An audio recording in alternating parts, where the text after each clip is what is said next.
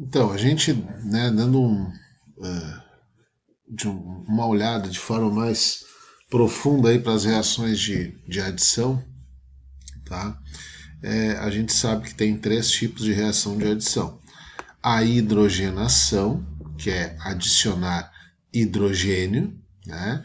Adicionar gás hidrogênio, tá? Onde a quebra da ligação dupla vai ocorrer pela adição do gás hidrogênio e eu vou ter, ao invés de um alceno, eu vou ter no meu produto um alcano. Então eu tenho nos meus reagentes, nas reações de adição de hidrogenação, um dos reagentes é o hidrogênio e o outro é um alceno, hidrocarboneto com ligação dupla. Eu adiciono hidrogênio nessa molécula e formo um alcano, um hidrocarboneto de ligação simples. Tá? Esse processo a gente chama de hidrogenação. Ainda nas reações de adição eu tenho a halogenação. A halogenação seria adicionar halogênio. Adicionar halogênio a um alceno, para que ele faça a quebra dessa ligação dupla desse alceno, formando um alcano. Esse halogênio eu posso adicionar através de um gás, né? Lembrando que halogênio em todos os elementos da família 17 da tabela periódica. Então isso pode ser através de um gás, seria aqui no caso o gás cloro, tá? Pode ser gás cloro, gás flúor, bromo ou iodo. Ou eu posso adicionar esse halogênio através de um haleto de hidrogênio. Esse haleto de hidrogênio é um ácido, né? É quando eu pego algum desses elementos da família 17 e uno com o hidrogênio. E aí faço esse processo de adição ali. E um outro tipo de reação de adição é a reação de hidratação. A reação de hidratação é a reação que ocorre de adição de água, né, na molécula de alceno, onde ocorre a quebra da ligação dupla pela adição de água, formando então assim um álcool. Tá? Nesse caso a gente tem a formação de um álcool. Tá?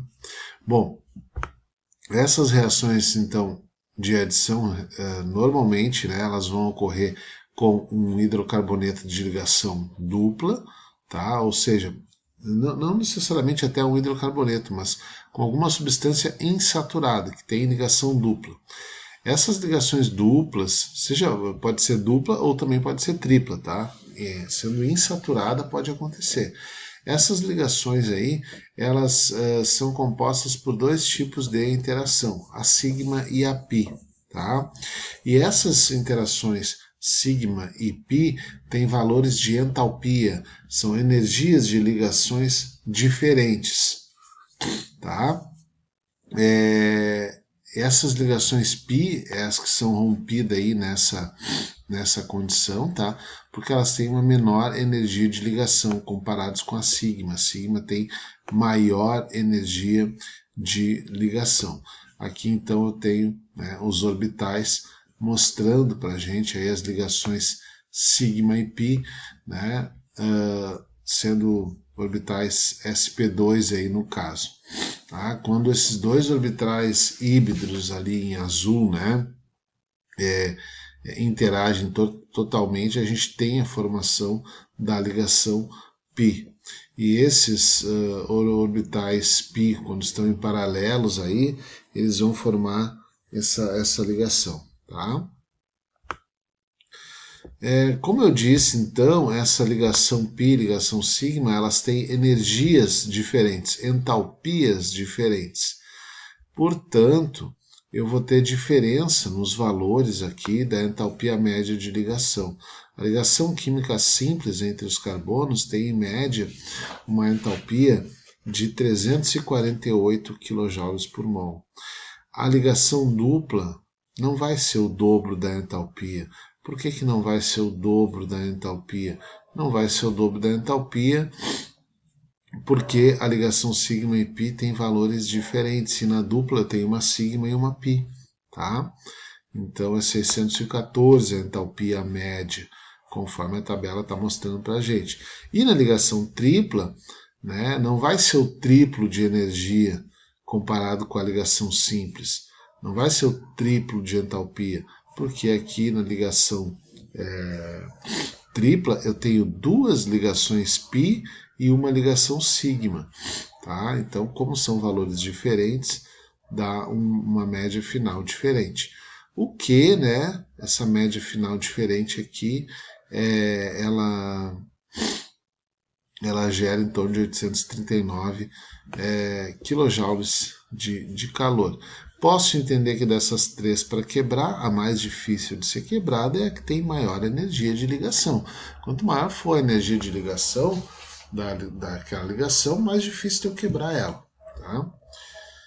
E por que eu estou falando em quebrar aqui? Porque reação de adição basicamente é o quê? É a quebra de uma ligação dupla, e aí eu normalmente quebro a ligação π, que tem menor energia, ou quebra de uma ligação tripla, tá? Que eu também vou quebrar primeiro uma π dessa tripla, porque tem menor energia. Vamos adiante aqui então.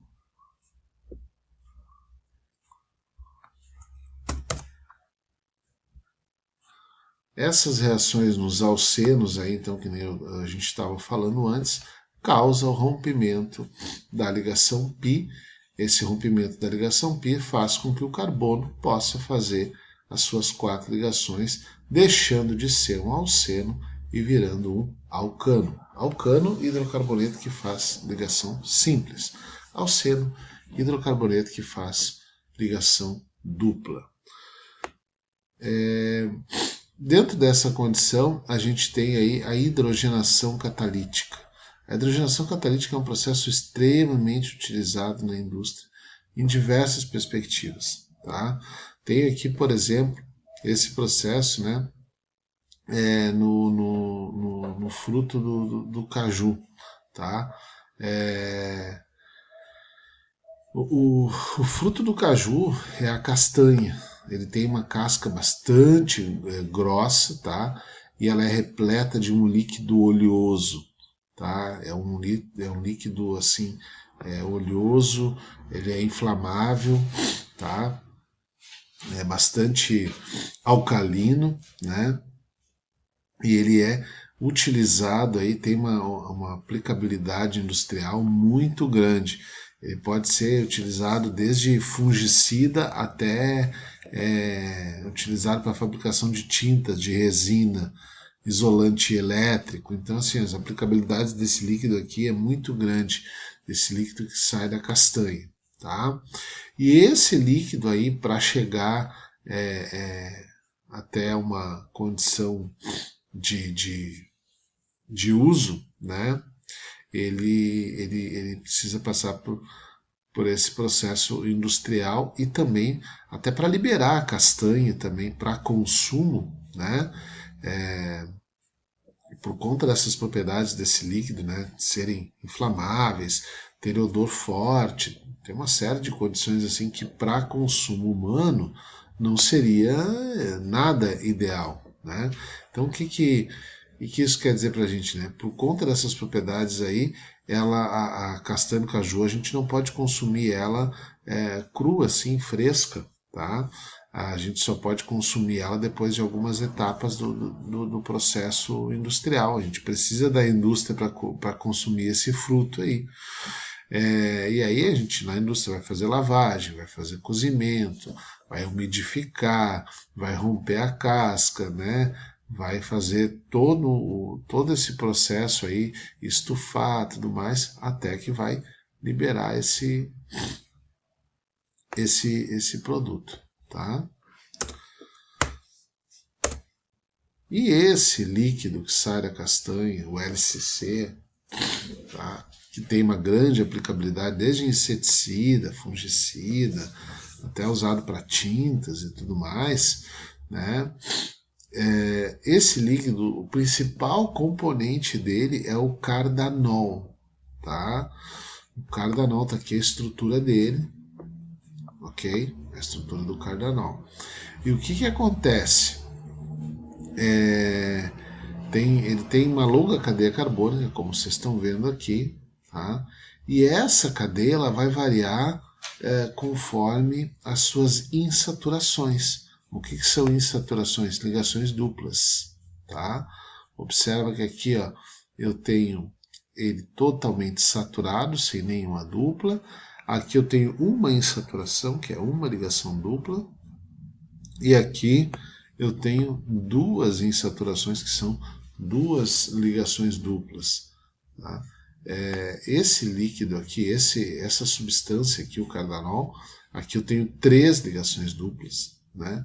Eu vou poder fazer o processo de hidrogenação catalítica. O que seria? Adicionar hidrogênio aqui para quebrar essas ligações duplas. Tá? Deixa eu ir para a próxima página aqui. Vou mostrar para vocês essa quebra. Olha aqui. Então, quando eu adiciono gás hidrogênio, o gás hidrogênio ele é um gás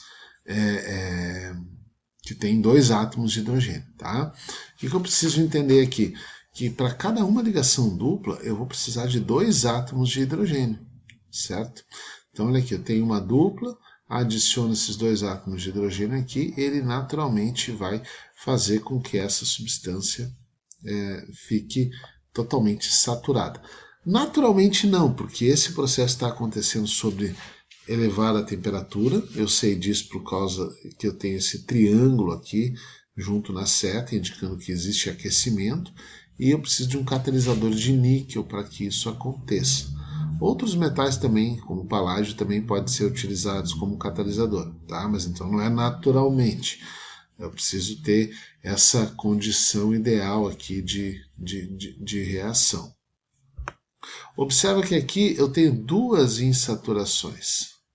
Nessas duas insaturações que eu tenho, eu vou precisar então do dobro, né, da quantidade de hidrogênio. Em vez de ter 1 mol de H2, eu vou ter que ter 2 mols de H2, porque esses 2 mols de H2 vão me fornecer 4 átomos de hidrogênio.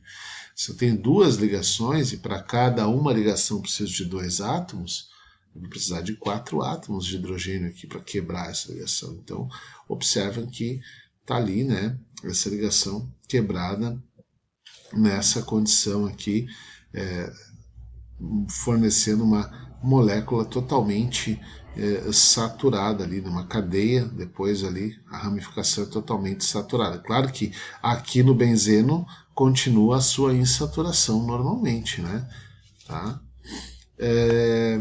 Aqui, quando eu tenho 3 ligações, eu vou precisar então do triplo de gás hidrogênio, 3 mols de H2, porque se eu tenho 3 ligações, eu preciso de 6 átomos de hidrogênio, né? 3 vezes 2, 6 átomos de hidrogênio, tá?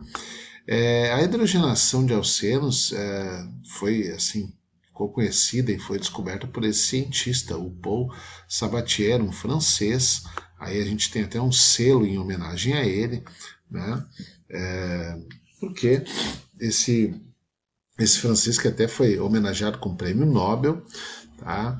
Ele conseguiu perceber que uma mistura de eteno e gás hidrogênio, quando atravessou uma coluna de níquel, transformou-se em etano. Então ele conseguiu enxergar isso, né? Eteno é um hidrocarboneto com 2 carbonos fazendo uma ligação dupla, né? Então a gente está trazendo ele aqui para mostrar isso.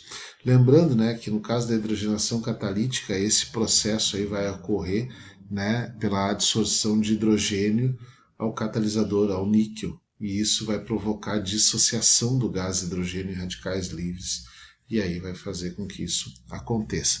Hidrogenação catalítica é um processo muito utilizado na indústria, ainda embora a gente saiba que ele está, principalmente na indústria alimentícia, ele está sendo reformulado, porque nós sabemos que os alimentos que contêm gordura hidrogenada são extremamente maléficos, causam diversas doenças para a nossa saúde, para a saúde humana.